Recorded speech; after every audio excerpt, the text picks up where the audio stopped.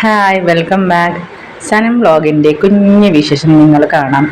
ഇതെന്ന് പറഞ്ഞാൽ പെരുന്നാൾ കഴിഞ്ഞ് 2 ദിവസം കൂടി.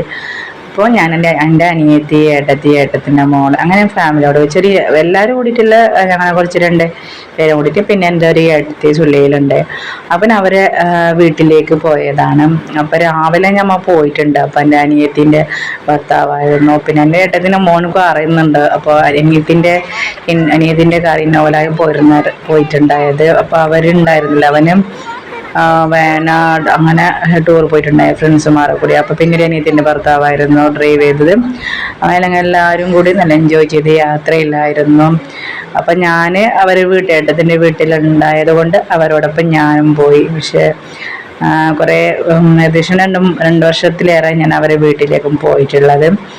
അപ്പോൾ അതിൻ്റെ ചെറിയ കുഞ്ഞു യാത്രകളും പിന്നെ അവിടുത്തെ കുഞ്ഞു വിശേഷങ്ങളൊക്കെ നിങ്ങൾക്ക് കാണാം.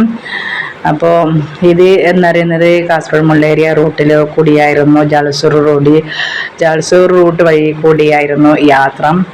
അപ്പം യാത്രയിൽ ഞങ്ങൾ നല്ല നിങ്ങൾക്ക് അറിയാൻ പറ്റുമല്ലോ, അവിടെ അങ്ങോട്ട് പോകുമ്പോൾ ഫോറസ്റ്റിലൂടെയാണ് നമ്മൾ പോകുന്നത്. നല്ല അടിപൊളിയായ യാത്രയായിരുന്നു. അപ്പോൾ ഞാൻ ഏട്ടത്തിൻ്റെ വീട്ടിലേക്ക് എത്തി. അപ്പോൾ അവരെ ഡ്രസ്സിലാക്കിയിട്ടുണ്ടായിരുന്നു. അപ്പോൾ അവർ നല്ല ഫുഡും ഏട്ടത്തിൻ്റെ ഫുഡ് എന്ന് പറഞ്ഞാൽ നല്ല രുചിയോടെയുള്ള ഫുഡ്. അവരുണ്ടാക്കിയ ഫുഡ് കഴിച്ചാൽ എത്രയും മതിയാവില്ല.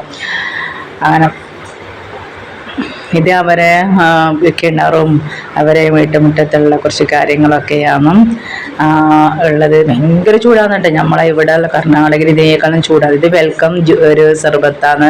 ഇതെല്ലാം ഞങ്ങളാണ് കുടിച്ച് തീർത്തത് തന്നെ. അത്രയും നല്ല അത്ര ദാഹിച്ച് അവിടെ എത്തുമ്പോൾ വെള്ളം ഉണ്ടായത്. പക്ഷെ എത്ര വെള്ളം ഇത് സർബത്ത് കുടിച്ചാലും മതിയാവുന്നില്ല. ഇളയാക്കാണെങ്കിൽ അവർക്ക് കടയാണ്, ആ കടയിൻ്റെ വീഡിയോ എടുക്കാൻ വിട്ടുപോയി കേട്ടോ.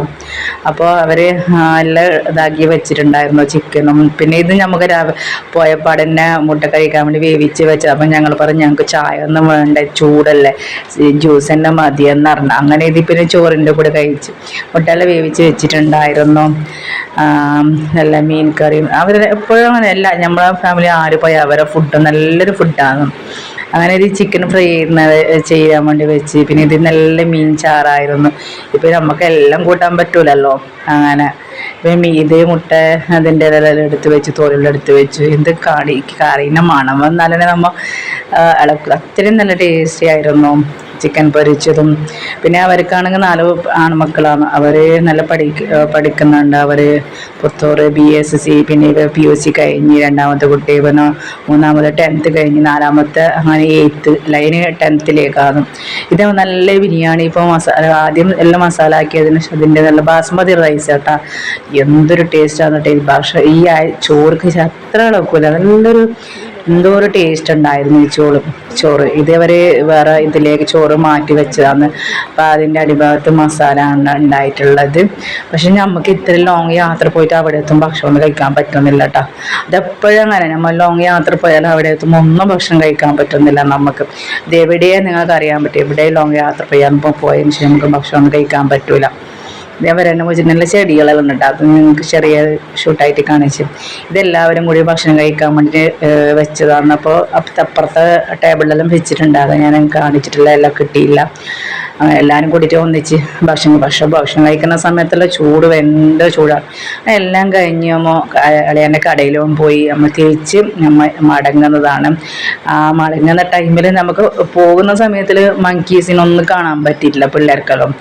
പിന്നെ തിരിച്ച് വരുന്ന സമയത്താണ് മങ്കീസെല്ലാം കാണാൻ പറ്റുക. അതൊന്നും ഷൂട്ട് ചെയ്യാൻ വിട്ടുപോയി നമുക്ക്.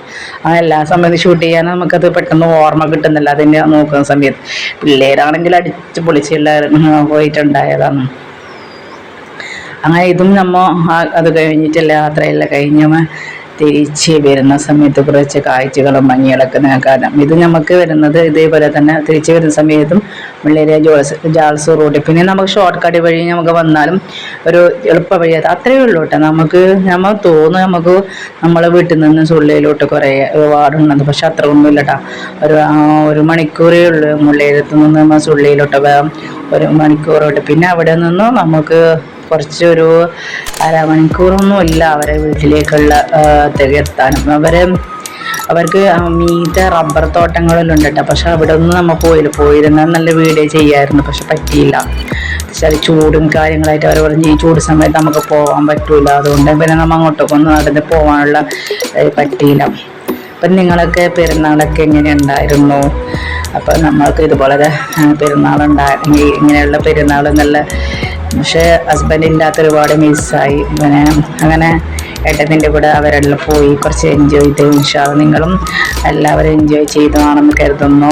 ഇൻഷാ അല്ലാഹ് എൻ്റെ വീഡിയോ നിങ്ങൾ ഇഷ്ടമായി കഴിഞ്ഞാൽ ലൈക്ക് ചെയ്യുക, സബ്സ്ക്രൈബ് ചെയ്യുക, ഷെയർ ചെയ്യുക. ഇൻഷാ അല്ലാഹ്. Okay, bye, thank U.